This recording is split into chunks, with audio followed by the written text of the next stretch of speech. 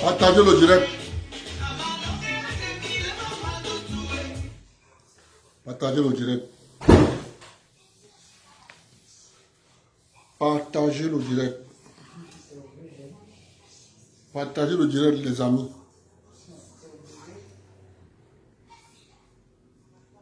Fais tes machins là-bas, je ne suis pas avec toi. Partagez le direct, les amis. C'est très important. Le monde bouge. Le monde bouge. Lorsque tu fais quelque chose,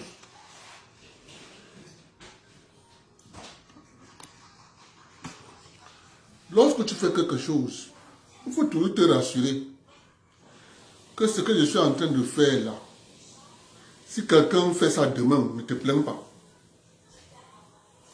Si quelqu'un te fait ça demain, ne te plains pas.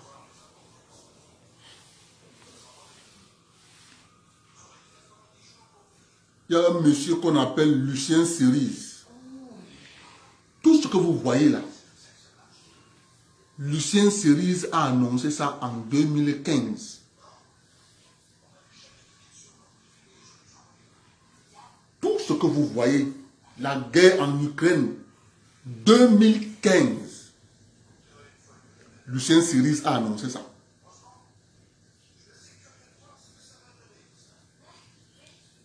« 2015. Et nous, on se posait la question, mais comment ça va se passer? Comment ça va se passer? La seule chose que Lucien Cerise n'a pas dit, c'est qu'il a dit, je sais simplement que ça, les États-Unis vont attaquer la Russie via l'Ukraine.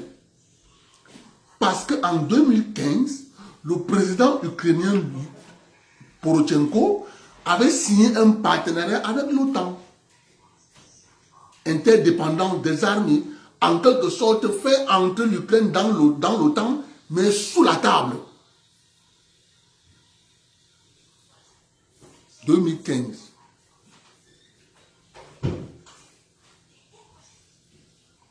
Le transfert d'armement, l'Ukraine peut donner les armes aux États-Unis, les États-Unis peuvent donner les armes à l'Ukraine. Lucien Cerise a annoncé ça.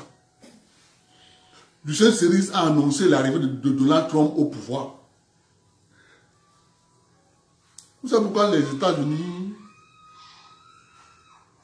sont démembrés? Vous savez pourquoi ils sont manchots? Ils sont manchots parce que l'armée est divisée en deux. Les patriotes sont avec Donald Trump. C'est que l'armée américaine est divisée en deux.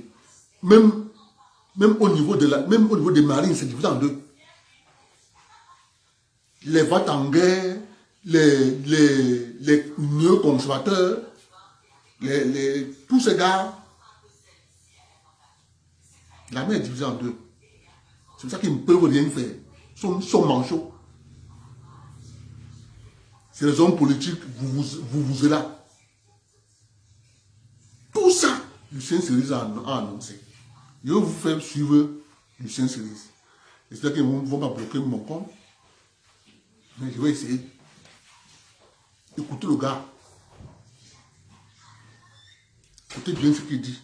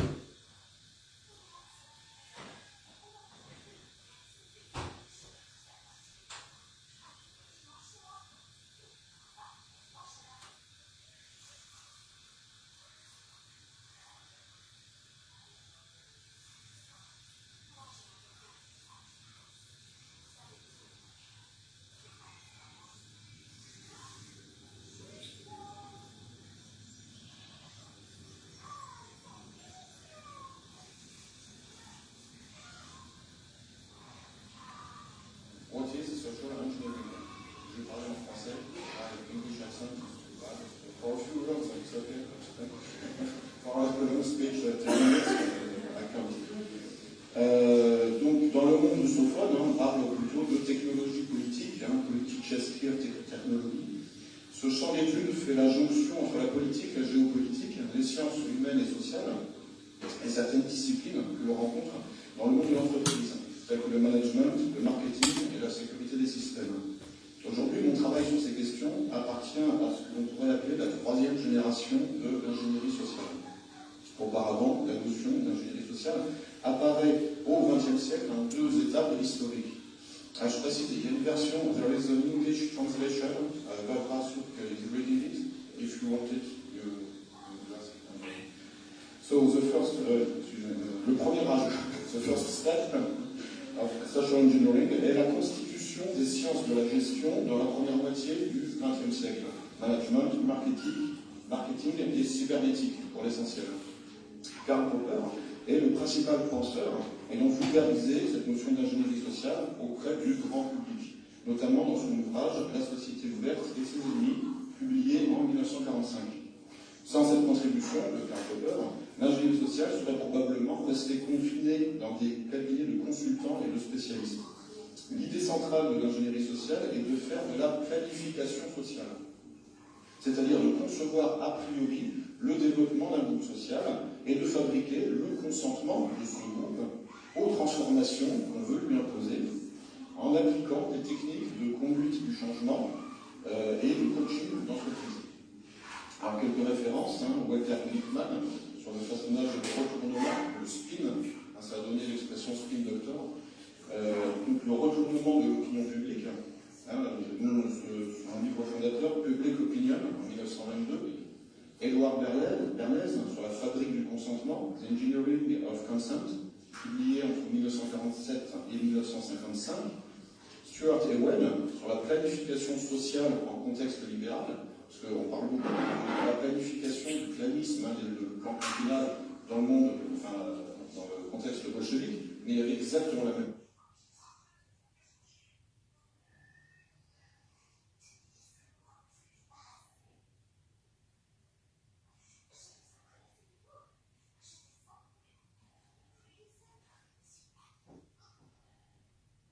Je vais regarder ça plus tard. Et là, il y a Nico qui m'envoie un autre truc à propos de Lucien, une interview de lui de 2016. Et là, je fais, wow, en fait, ce mec-là, il sort d'où? On est sûr que c'est lui de 2016? Parce qu'elle est tellement précise. Son analyse, elle est tellement droite et précise que le gars, en 2016, il nous donnait tous les détails de ce qu'on est en train de vivre aujourd'hui.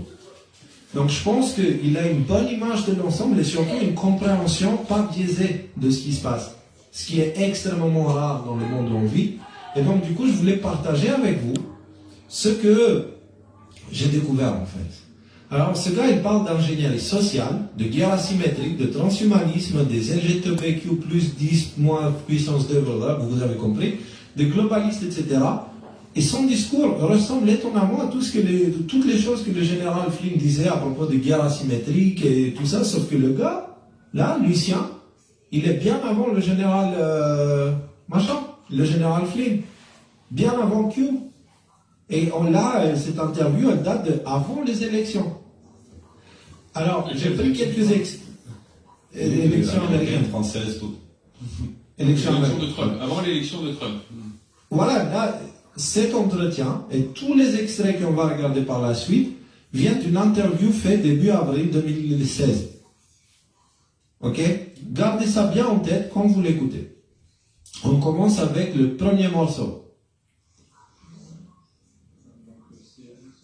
Berchebau, délégué secrétaire général ambassadeur de l'OTAN à la conférence interparlementaire de Riga du 5 mars 2015, qui décrivait donc la guerre hybride de la façon suivante, c'est une citation donc je cite, nous avons vu émerger également une nouvelle forme de guerre hybride, combinant l'intimidation militaire, l'intervention déguisée, clandestine, la fourniture clandestine d'armes et de systèmes d'armement, le chantage économique, la duplicité diplomatique et la manipulation médiatique avec une désinformation complète. Et donc, Là, il vous dit au mot près ce que le général Flynn a décrit avec sa fameuse vidéo des soldats digitaux, quand il parle de guerre asymétrique. Lui, il appelle ça guerre C'est hybride. donné par un document de l'OTAN, en fait. Oui, mais écoute la suite, justement, écoute la suite. l'OTAN en général attribue cela à la Russie, mais en réalité, quand ce monsieur, au nom de l'OTAN, donc décrit cette nouvelle forme de guerre, en fait, il décrit ce que l'OTAN fait. Donc ensuite, je pense que le bras armé quand même de l'axe Washington-Bruxelles-Tel Aviv, c'est quand même l'OTAN. L'armée américaine aussi étant en quelque sorte plus ou moins fusionnée avec les structures de l'OTAN. D'accord? Ça, c'est pas très différent. Il vous parle de l'axe Washington-Bruxelles-Tel Aviv. Et il appelle, vous allez voir après comment il les appelle. Jusqu'à là, on est d'accord sur son analyse, non? Non, jusque-là, c'est très pertinent. Aujourd'hui, on la voit très bien se révéler justement quand on soulève les incohérences médiatiques, ensuite on soulève également les mouvements géopolitiques, en fait, les attaques sous faux drapeau. C'est tout ça, tout ce qu'il a évoqué. La suite. Vous affirmez que les mécanismes de piratage du cerveau que vous identifiez ont un objectif implicite qui serait à terme l'extinction de l'espèce humaine et sa substitution par un homme augmenté, donc le projet transhumaniste finalement. Ma question était, est-ce qu'on peut y déceler la continuité des grands projets génocidaires historiquement reconnus par des moyens déguisés? Je pense que c'est pire. Non, mais les grands projets génocidaires étaient, en fait, toujours de toute façon localisés ou ciblaient en fait telle ou telle communauté, telle ou telle partie de l'espèce humaine. Là, ce qui est en cours, c'est un génocide de l'espèce en entier. Donc c'est bien pire. Il y a peu de chances que le transhumanisme soit réalisé tel que ses pères fondateurs le veulent. Effectivement, malgré tout, il peut y avoir des dommages collatéraux dans le processus pour y arriver. Les dommages collatéraux, on les voit déjà. Le LGBT est un volet du transhumanisme. Et ça va créer. Et donc la théorie du genre qui est toujours en application dans les écoles. 2016, avril 2016 France ou en Europe, va produire des dégénérés. Des pauvres gosses qui ne sauront pas lire ou qui auront des problèmes de type hyperactivité ou ce genre de choses. Tout ça, dans une perspective de dépassement de l'espèce humaine, en allant vers le sexe neutre ou ce genre de choses, quoi. Et donc là, on attaque le transhumanisme avise toute l'espèce, et donc en ce sens, c'est bien pire que les génocides réalisés ou pas des siècles passés. Enfin, c'est infiniment plus grave, c'est évident.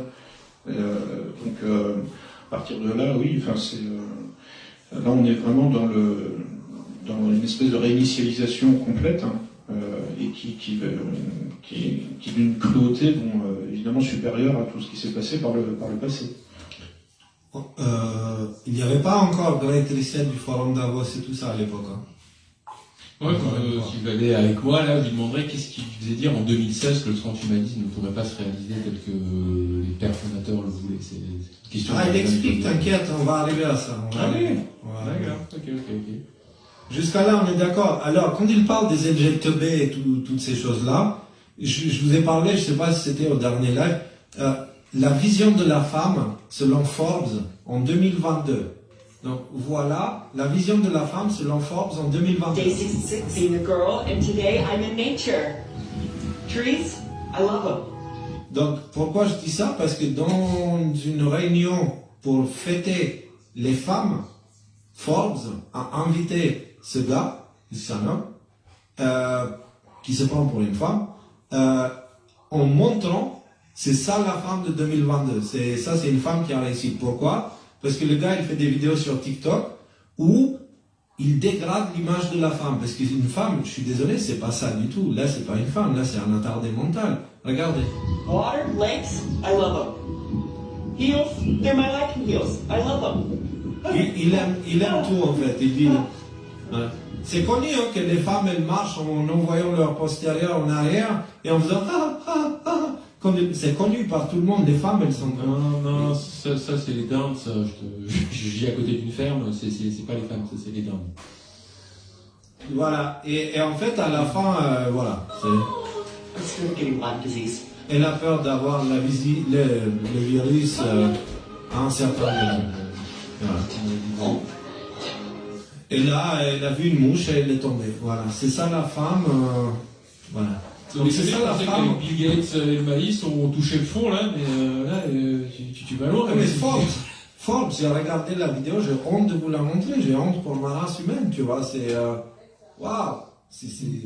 Alors, le plan de l'axe du mal et les signes noirs. Il faut savoir un truc, si on a choisi le logo du signe noir pour Fingerview, c'était mon idée. Et si on l'a choisi, c'était parce que à l'époque, il y avait quelqu'un qui parlait beaucoup de signes noirs dans l'économie, ok. Et du coup, j'ai appris qu'est-ce que c'était le concept, et je me suis dit, purée, c'est exactement ça, c'est exactement ça que le monde a besoin, d'un signe noir, d'un événement qui va choquer l'humanité et qui va provoquer un chamboulement à l'évolution causale, parce que là, on va dans le mur. Et bah, devinez quoi, on a eu ces signes noirs, on en a eu quelques-uns. Les décodeurs en étant un parmi les signes noirs, mais nous on est une conséquence d'un autre signe noir qui est l'élection de Donald Trump et qui sont les postes de Q. Voilà, moi si je n'étais pas tombé sur ces choses-là, je suis pas certain que je serais en train de faire les décodeurs aujourd'hui. Donc, si j'avais pas lancé les décodeurs, il n'y aurait pas eu Nico qui serait là, etc., etc. Vous connaissez la suite. Donc, le plan de l'axe du mal et les signes noirs. Écoutons la suite.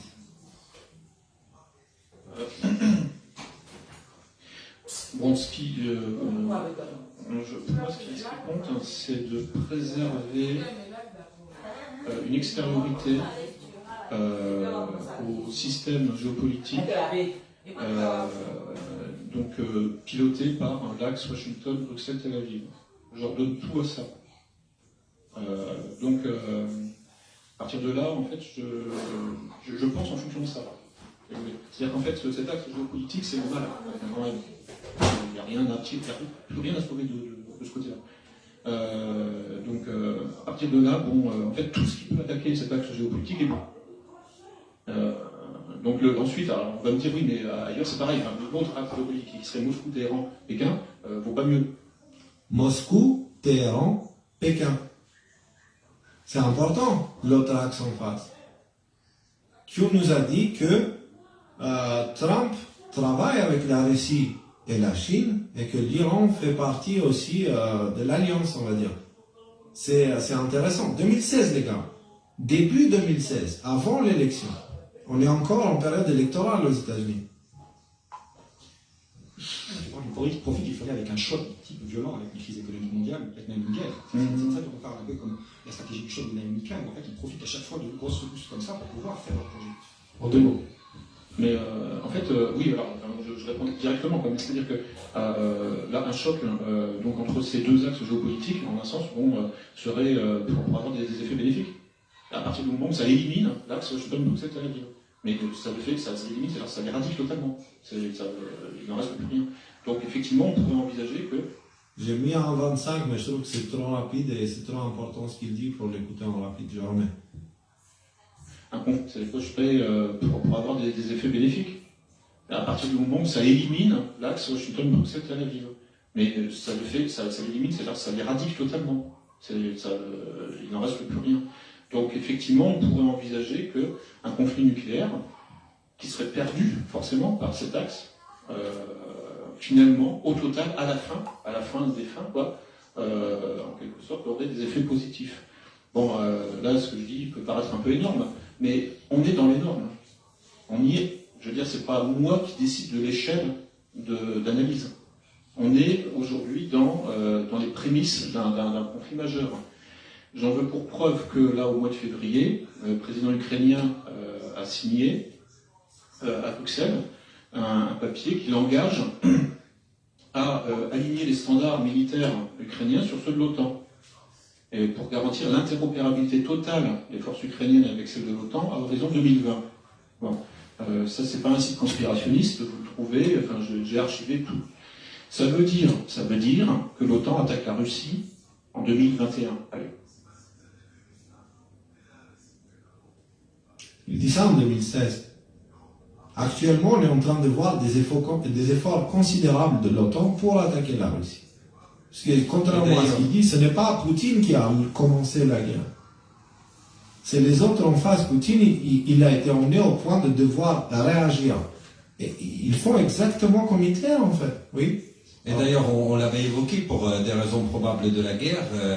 Justement, début janvier 2022, il est apparu une proposition de loi aux États-Unis qui permettait, sous supervision du président des États-Unis, envoyer toute forme d'armes et toute forme d'installation militaire vers l'Ukraine.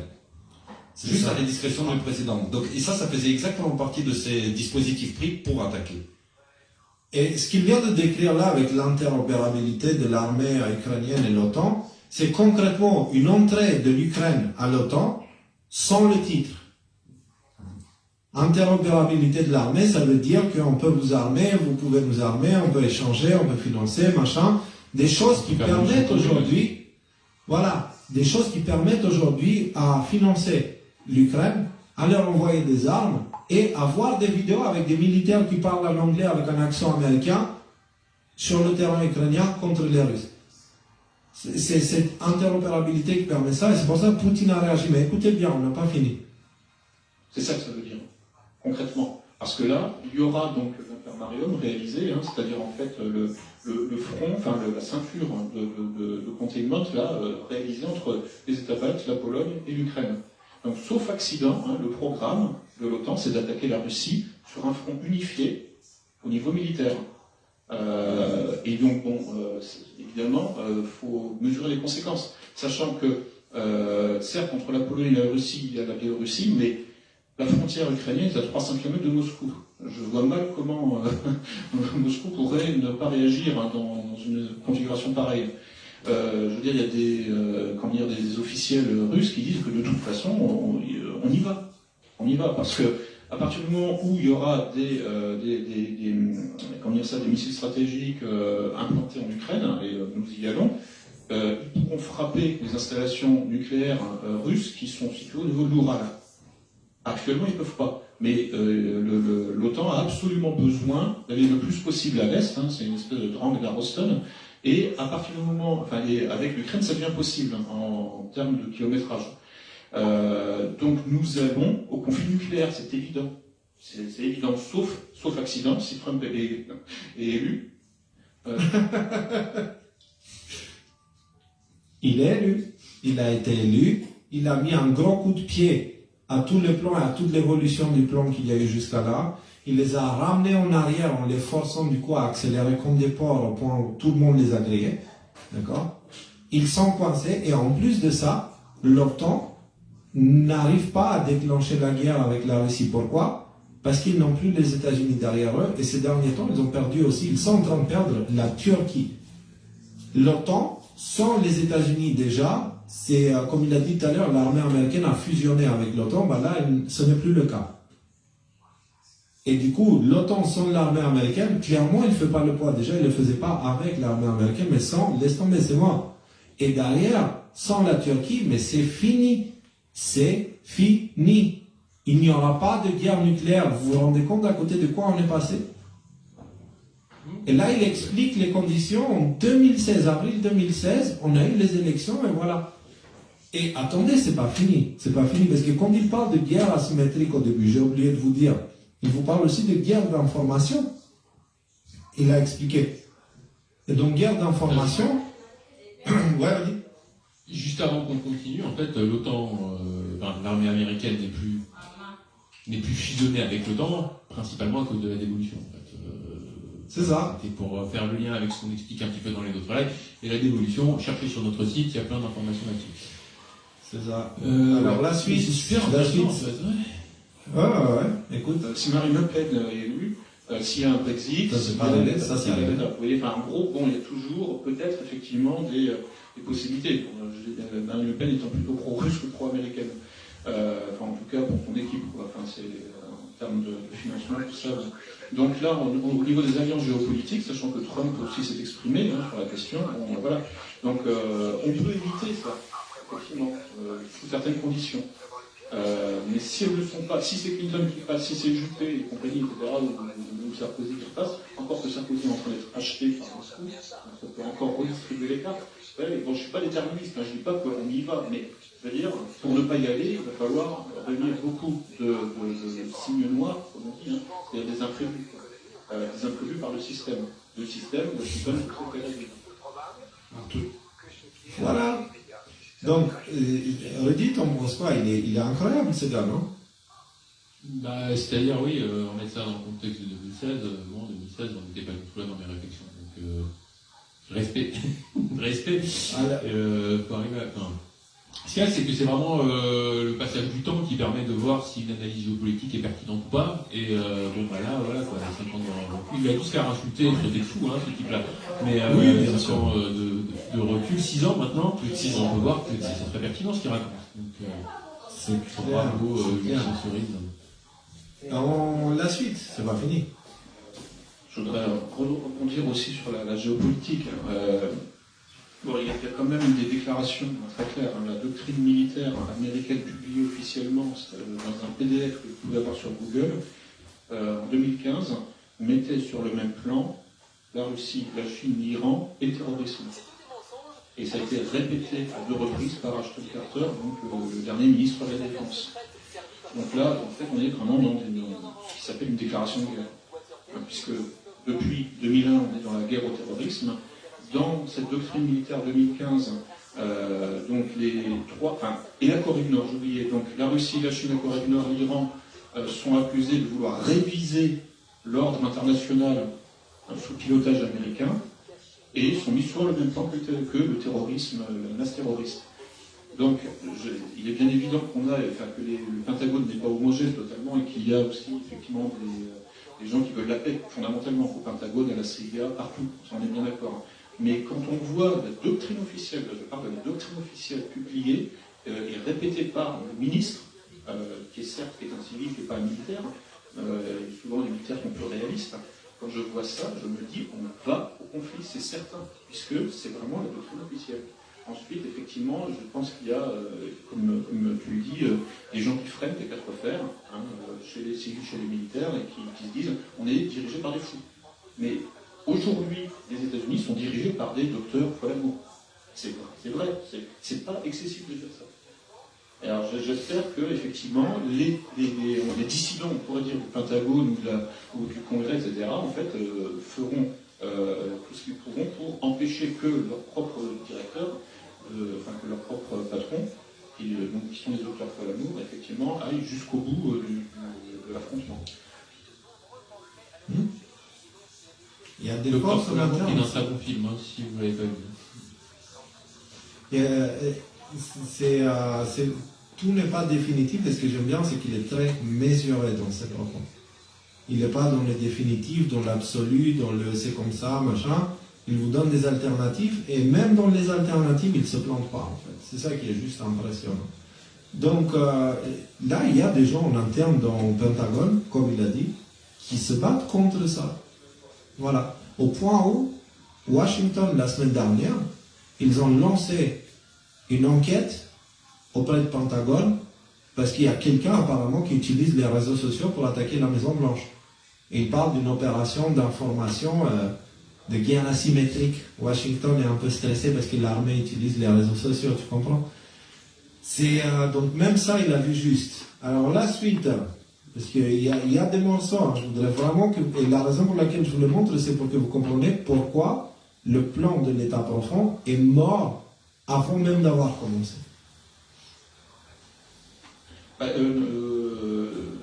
Et aussi, pour vous rappeler que la déclaration de guerre, elle a été faite en 2015, avec ce document qu'il a dit en PDF.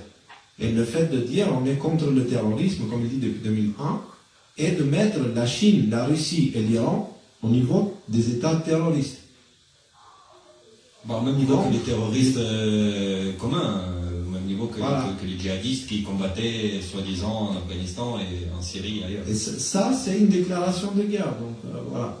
Allez, suite. Il y a affrontement effectivement entre le bloc géopolitique tel qu'il se profile. Il n'y aura pas de gouvernement mondial. Non. Effectivement, il y aura éradication ou affaiblissement significatif de l'axe atlanto-sioniste, en fait, ou atlanto-européano, ou euro-atlanto-sioniste, voilà, pour essayer de synthétiser en une formule un peu les trois têtes de la dynamique impériale, mondialiste, cosmopolite. Et ensuite, il n'y aura pas de gouvernement mondial dans ces conditions. C'est-à-dire qu'en fait, si c'est cet axe-là qui domine, qui gagne la dernière guerre, oui, il y aura effectivement un gouvernement mondial, mais je ne pense pas que cet axe-là soit en mesure de gagner une guerre, sachant que l'OTAN, par exemple, a un groupe de travail sur le LGBT qui passe leur temps, que les armées anglo-saxonnes et autres passent leur temps à féminiser ou à transsexualiser leurs effectifs militaires. Je veux dire, c'est pas comme ça qu'on gagne une guerre mondiale, parce que bon, au-delà des objets nucléaires, après il faut des trucs au sol. S'ils y vont en talons aiguilles, ils ne vont pas tenir très longtemps devant les Spetsnaz et les forces spéciales, voilà. Donc en fait, on est dans un système qui est en train de se suicider, le système Washington-Bruxelles-Tel Aviv, qui est en train de se suicider, et qui voudrait entraîner le reste du monde là-dedans. Alors, vous vous rappelez quand on vous disait qu'ils ont perdu, mais qu'ils n'ont pas le choix que d'aller jusqu'au bout parce qu'ils sont condamnés. Ils sont déjà grillés. Leur seule manière de garantir leur sécurité, c'est de maintenir le pouvoir, et leur seule manière de maintenir le pouvoir maintenant qu'ils sont grillés et que les gens ne veulent plus d'eux, c'est d'aller au bout de leur plan, en fait. Parce que s'ils s'arrêtent maintenant, ils seront arrêtés et punis pour leurs crimes parce qu'ils sont déjà cramés, en fait. Si vous laissez le système libre aujourd'hui et que les gens ils ont leur libre arbitre qu'ils peuvent mettre en place et utiliser, c'est pas les Macron qui vont sortir, clairement. Si vous enlevez les médias, la corruption médiatique et toutes ces choses-là, c'est pas du tout ça qui se passe dans le monde. La raison pour laquelle l'humanité elle est comme elle est, c'est parce qu'il y a une manipulation et un mind control médiatique, politique, institutionnel sur l'humanité. Oui, Rudy? Je dirais rien que l'ampleur du scandale du Covid qu'on a vécu depuis 2 ans et demi, enfin, ce que je veux dire, c'est que quand on aura, 20 ans de recul sur ça, mais ça va être le plus gros scandale de toute l'histoire de l'humanité, mais loin devant tout ce qu'on a connu jusqu'ici, quand même. On va se rendre compte de ça. Et donc, effectivement, si vraiment on enlevait la chape de plomb et cette espèce de fuite en avant dans la peur et dans la nouveauté médiatique et ce qui va encore vous tomber sur le coin de la gueule cet après-midi, quoi, je pense qu'il y aura vraiment un retour de bâton violent de la part des gens qui se sont fait avoir par cette supercherie, en fait. Et ce qui m'explique, c'est qu'ils ont déjà perdu même si les États-Unis et l'OTAN restaient tels quels. À savoir que les États-Unis, ils sont plus dans l'OTAN, ils ne jouent plus le jeu, et que d'autres pays commencent à sortir. Donc ça veut dire que leur défaite est évidente. Évidente. Nico, oui, pardon. Ce qui se passe maintenant, en fait, ça ressemble un peu à l'offensive des Ardennes qui a eu lieu en décembre 1944, où le sort de la guerre, globalement, était déjà joué, en fait, de la Seconde Guerre mondiale, mais où il y a toujours... de toute façon, il n'y a rien d'autre à faire, quoi, pour le dire. Des combats à mener, voilà, des combats à mener. C'est ça, des combats à mener, vendre des petites victoires à son peuple pour qu'il lâche pas les armes et pour perpétuer, en fait, encore ne serait-ce que quelques mois, ce qui est déjà mort, en fait, en soi. Voilà. Et pour répondre à des questions là, que je vois dans le chat, beaucoup de gens qui disent ouais, bah, ok, c'est super, les analystes tout ça, parce qu'ils n'en parlent pas du tout. En fait, de l'analyse qu'on peut avoir du Covid, le Covid, c'était quelque chose qui n'était pas prévu pour tout de suite. En fait, on voit que ça a été quand même beaucoup bâclé, comme expliqué tout à l'heure. Le Covid, pourquoi il devrait en parler? On est en 2016. Oui, je sais, mais du coup, c'est vrai qu'il prévoit plein de choses dans le futur, mais il ne prévoit pas de pandémie, effectivement. En ce qui me concerne, la pandémie était beaucoup plus loin dans le plan et elle a été lâchée à la va-vite parce qu'il fallait empêcher la réélection de Trump à tout prix. Et le Covid a eu énormément de différents agendas, mais notamment a forcé les votes par correspondance aux États-Unis qui ont été massivement utilisés, qui ont permis de faire, vous vous souvenez, de ces courbes là, d'un coup d'un seul, t'as 300 000 votes pour Biden et 0 vote pour Trump. Donc voilà, pour moi c'est ma lecture de pourquoi le Covid était difficilement planifiable il y a 5 ans.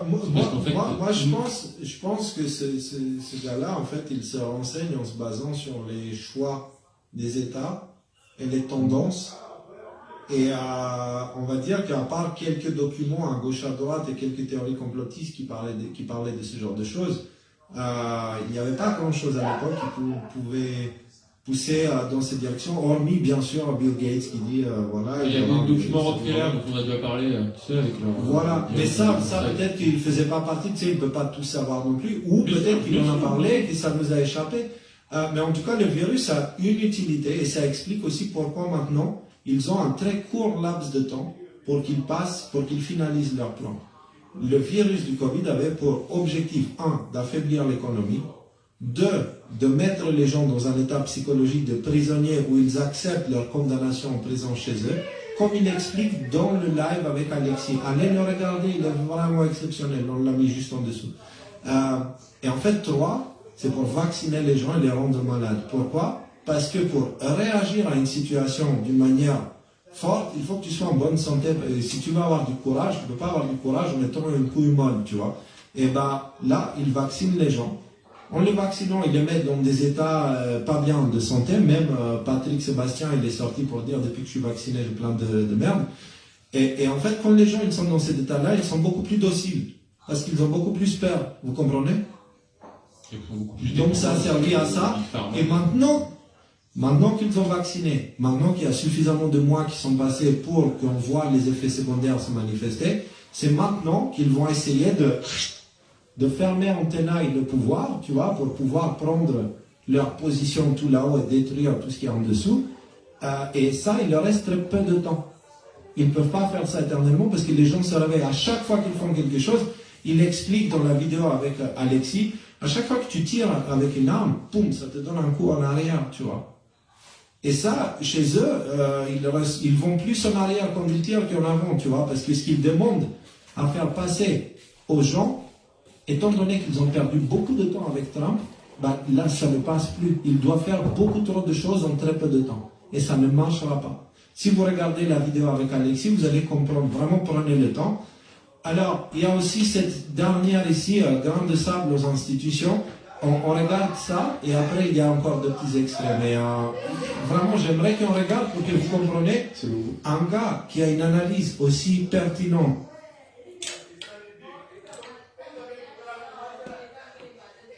Oh, Mohamed, c'est quoi ça?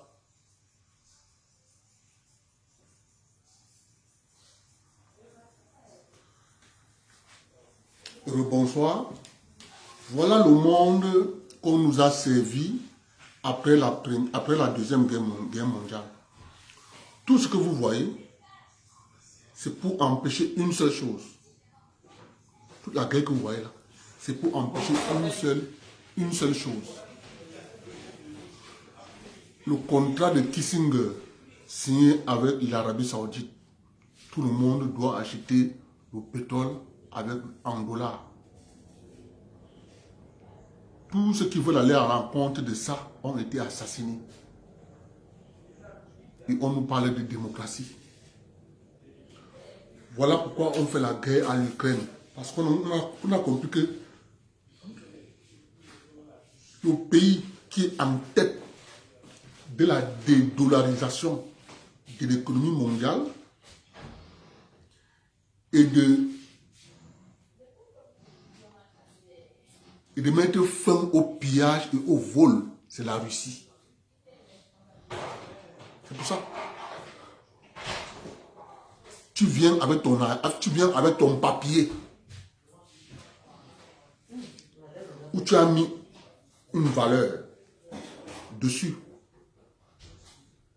Tu dis que donne-moi ton or. Ton or là est l'équivalent de mon papier ici.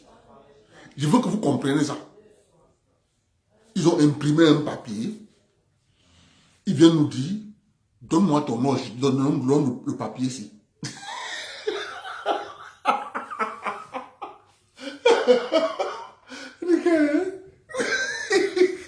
C'est-à-dire, la haute maille, mais doublée du fait que le fusil est derrière. Donne-moi ton or, je te donne mon papier ici. Mon papier, c'est à telle valeur.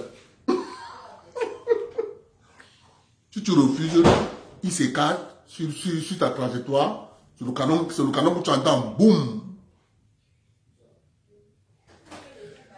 Je ne veux pas être long. Il y a quelque chose qui se passe au Cameroun. Je vais vous parler ça demain. Il y a quelque chose qui se passe dans la zone CEMAC. Je vais mettre la vidéo du directeur général de la Banque des États de l'Afrique centrale, la BDAC, avec ce que l'État du Cameroun a fait. Retenez que la bourse, quand une entreprise entre en bourse, c'est pour aller chercher du financement. Écoutez bien. C'est pour aller chercher du financement. Je vais expliquer ça demain. Quand une entreprise entre en bourse, c'est pour aller chercher du financement, et en plus, ouvrir son capital pour que d'autres actionnaires viennent. Ça, c'est une entreprise privée. Mais si vous prenez une entreprise publique, vous envoyez en bourse, on va faire exactement ce qu'on a fait à la France. On a démantelé l'économie française. Les grandes entreprises françaises se sont retrouvées entre les mains des gens. Demain, je vais vous expliquer ce qu'on est en train de vouloir faire au Cameroun. Quand le président Biya s'est d'abord retiré de cette affaire, lorsqu'on a envoyé la bourse des valeurs à Douala, on ne peut pas parler de bourse dans une zone où une monnaie n'est pas flottante. Ça n'existe nulle part. Lorsqu'on parle de bourse, on sait que le taux de change de la monnaie qui régit ce secteur est une monnaie flottante. Le taux peut augmenter, ça peut diminuer en fonction des objectifs économiques. Si nous voulons acheter plus à l'extérieur, on va dévaluer. C'est quoi cette histoire où on nous parle de bourse, mais on demande aux États d'amener leurs entreprises stratégiques à la bourse. C'est dangereux.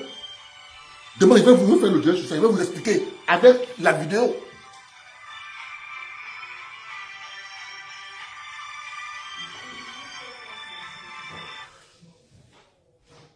Oui, allô?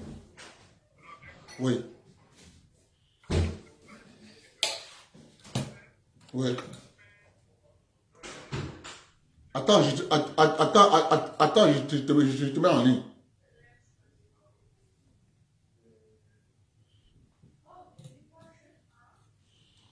Oui, vas-y, tu es en ligne. Cette affaire de bourse, en tant que telle, n'est pas nécessairement une mauvaise chose.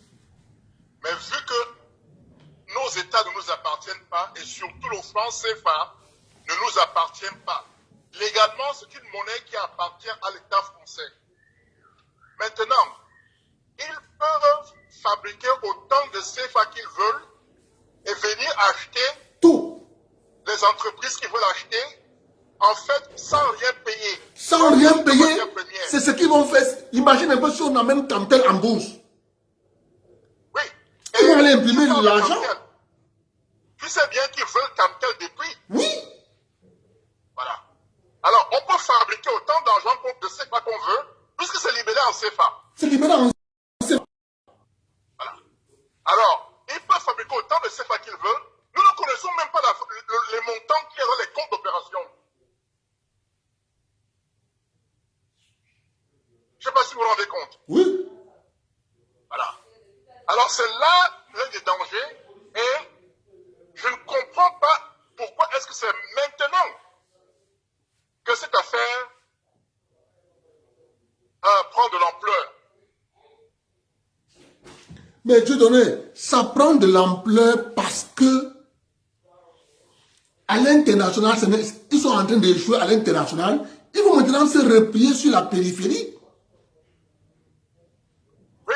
Il faut se replier sur la périphérie. Comme on n'a pas pu déstabiliser pour avoir, pour mettre les pays à genoux et les recoloniser, maintenant, ils vont maintenant acheter leur entreprise stratégique. Ils vont racheter SMH, ils vont racheter Camtel, ils vont racheter la Camoda. Toutes les entreprises étatiques qu'on a au Cameroun, ils vont racheter tout. Avec le franc CFA qu'ils ont imprimé. Rappelez-vous l'époque de la privatisation, après les ajustements structurels du FMI, où on avait tout vendu au franc symbolique. Le FMI avait dit, vous allez mettre les entreprises, vous allez privatiser les entreprises et ça va renflouer les caisses de l'État. Mais c'est le contraire qui s'est passé. Les entreprises étaient vendues à franc symbolique. Voilà. L'État s'est encore appauvri. Voilà. Mais rien n'empêche à ce qu'ils fassent exactement la même chose qu'ils ont. Mais c'est ça. Dieu donné, c'est la même chose qu'ils veulent faire. Mais sauf que c'est avec le mensonge qu'ils appellent bourse. Il faut détruire ça. Demain, je vais expliquer ça clair. D'accord. Il n'y a pas de bourse. C'est le mensonge. Quand vous ne contrôlez pas votre monnaie, vous ne contrôlez pas les ajustements, la gestion d'une monnaie, vous ne contrôlez pas les taux d'intérêt. On vient vous parler d'ouvrir la bourse et envoyer les entreprises en bourse. Voilà. Nous ne contrôlons pas notre budget. Enfin, la mise sur pied de notre budget, on ne contrôle rien du tout. Voilà le danger. Ok. On se prend demain. Ok. Et à plus tard. À plus tard. Bonne soirée, on se prend demain.